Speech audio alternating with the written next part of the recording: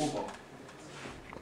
Dans cet exposé, nous allons parler d'une part de la deuxième approche, c'est-à-dire de la condition limite transparente, et d'autre part d'un modèle de simulation du comportement de surface dans un écoulement de fluide irrotationnel et compressible.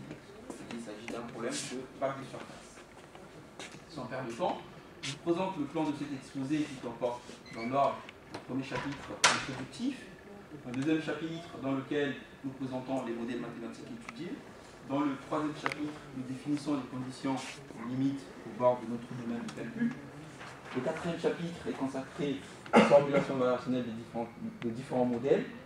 Dans le cinquième chapitre, nous présentons le schéma numérique utilisé, ainsi que les résultats obtenus dans le sixième chapitre. Le septième chapitre est consacré à la conclusion de ce travail et aux perspectives éventuelles. Passons à l'introduction. L'ouvert tridimensionnel dans lequel le problème d'écoulement est posé sera noté oméga.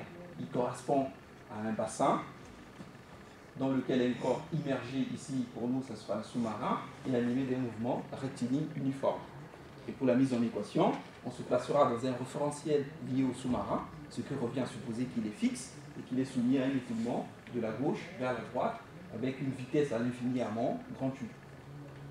Notons aussi que la frontière de notre domaine oméga est divisée en 5 parties, qui sont gamma S qui représente la surface libre, c'est-à-dire l'interface entre la surface de l'eau et l'air, gamma 0 qui représente le fond du bassin, gamma B qui représente la surface réelle délimitant le sous-marin, gamma 1 et gamma 2 qui sont les côtés latéraux par lesquels l'eau rentre et sort.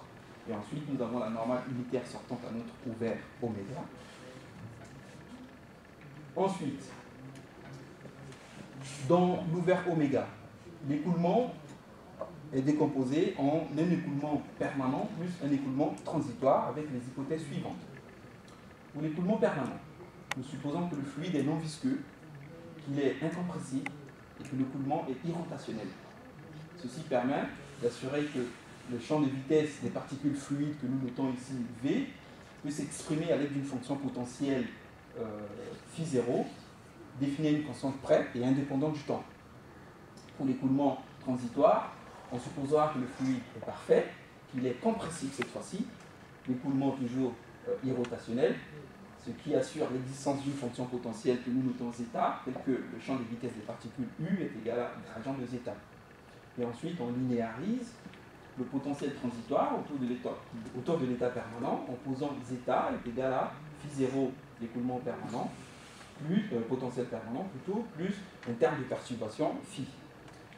De même, la masse volumique du fluide parfait est égale à ρ0 qui représente la masse volumique du fluide non visqueux plus un terme de perturbation delta phi. Dans l'ouvert oméga, le potentiel permanent phi0, caractérisé par l'écoulement permanent, vérifie le système suivant avec une condition de Neumann non homogène à l'entrée gamma et à la sortie l'entrée gamma 1 et à la sortie gamma 2 et une condition de Neumann homogène sur les autres frontières. Nous précisons que la constante additive est fixée de manière arbitraire.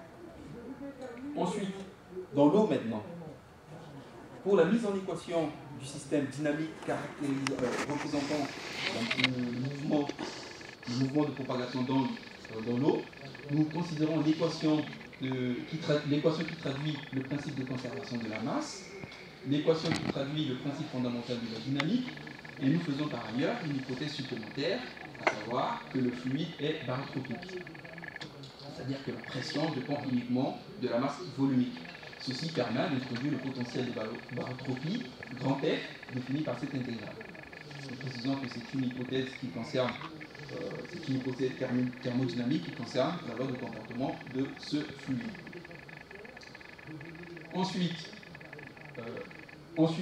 en partant de l'expression de grand F et de l'expression de U définie précédemment, nous obtenons le théorème de Bernoulli qui s'écrit comme suit, que nous notons grand 1, et le principe de conservation de la masse qui s'écrit de cette manière, que nous notons grand 2.